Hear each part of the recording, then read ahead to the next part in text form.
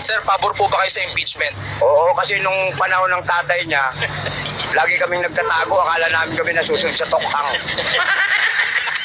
Sir Juan, mas okay po ba ang panahon ngayon kumpara noon kay Digong? Okay? Ngayon, binibigyan kami ng pagkakataong magbago. May due process na. Noon, wala. Basta na lang tinutumba. Noon, tago kami ng tago. Hindi ako makalabas. Baka ako na ang susunod sa listahan. Biktima lang kami ng mga D-Lord. Dapat yan ang hulihin. Hindi yung addict na ang tanging dala lang ay lighter, foil. Ano po ang plano nyo kung kayo ang naging presidente? Una sa lahat, libreng pulutang kada kanto. Tapos, bawal ang curfew sa mga walang jowa. Sa tingin nyo po, ano ang problema ng bansa ngayon? Problema, di yung tinola, puro sabaw. Nasaan ang manok? Ha? Nasaan ang manok? Sir, ano ang solusyon nyo sa korupsyon? Simple.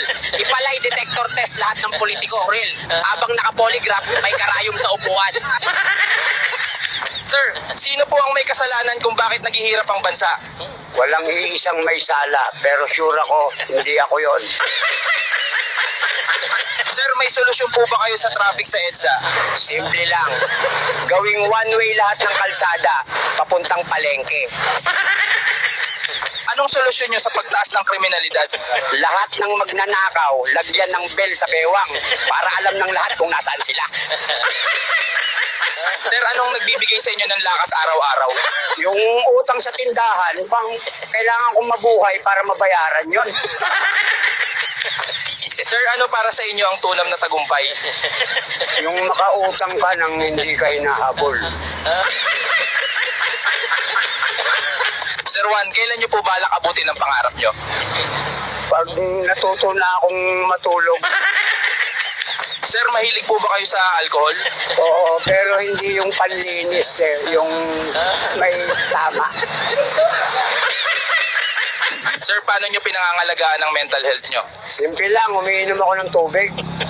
Tapos inom ng konting gin para pampakalma. Sir, ginagamit nyo pa po ba ang face mask? Oo, para itago ang mukha ko sa mga inutangan ko. Sir, naniniwala po ba kayo na flat ang mundo? Oo, lalo na kapag nakainom puwen, umiikot man, flat pa rin ang bagsak.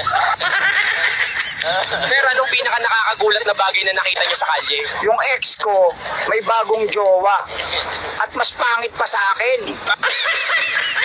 Sir, anong ginagawa nyo pag walang ulam? Tinitigan ko lang yung kanin. Tapos iniisip kong lechon siya. Sir, araw-araw